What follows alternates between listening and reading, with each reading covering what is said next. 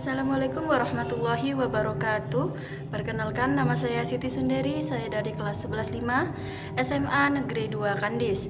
Di sini saya akan menjelaskan tentang mitigasi bencana, dan salah satu contoh bencana yang saya ambil adalah gempa bumi. Berikut pembahasannya.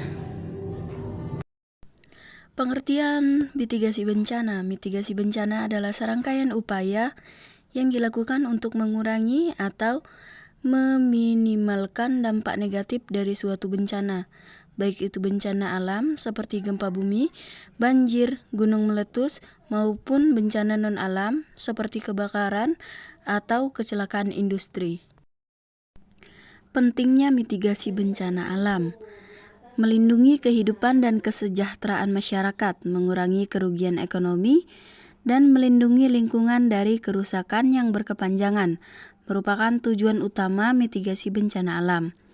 Masyarakat dan pemerintah dapat meminimalkan resiko cedera, korban jiwa, dan dampak keuangan dengan mengambil langkah-langkah mitigasi yang efektif. Bencana gempa bumi. Gempa bumi adalah getaran atau guncangan yang terjadi di permukaan bumi akibat pelepasan energi secara tiba-tiba dari dalam kerak bumi. Energi ini biasanya berasal dari pergeseran lempeng tektonik, aktivitas gunung api, atau akibat runtuhan batuan di bawah permukaan bumi. Penyebab gempa bumi. 1. Tektonik. Disebabkan oleh pergeseran lempeng bumi. Ini adalah penyebab gempa paling umum dan seringkali berskala besar. 2. Vulkanik. Terjadi karena aktivitas gunung berapi, biasanya terjadi saat erupsi. 3. Runtuhan. Disebabkan oleh longsor bawah tanah atau runtuhan gua. 4.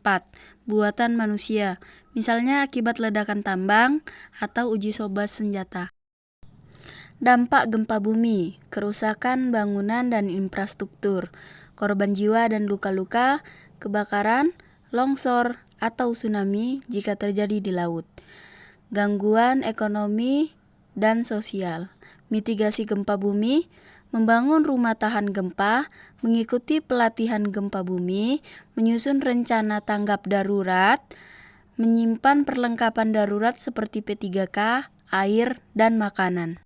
Solusi jangka pendek dalam mitigasi bencana. Yang pertama, evakuasi darurat. Menyediakan rencana evakuasi darurat di daerah rawan bencana untuk memastikan masyarakat tahu jalur keluar dan tempat berlindung yang aman ketika bencana terjadi.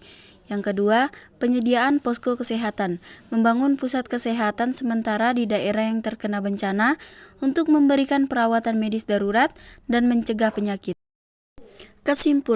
Kesimpulannya, mitigasi bencana alam merupakan langkah penting yang memerlukan kerjasama berbagai pihak, baik pemerintah, masyarakat, maupun swasta, untuk meminimalisir dampak bencana terhadap kehidupan dan lingkungan.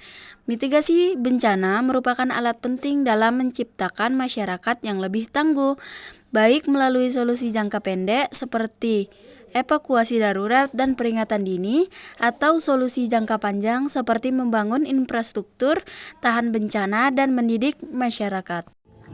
Sekian penjelasan yang dapat saya jelaskan. Assalamualaikum warahmatullahi wabarakatuh.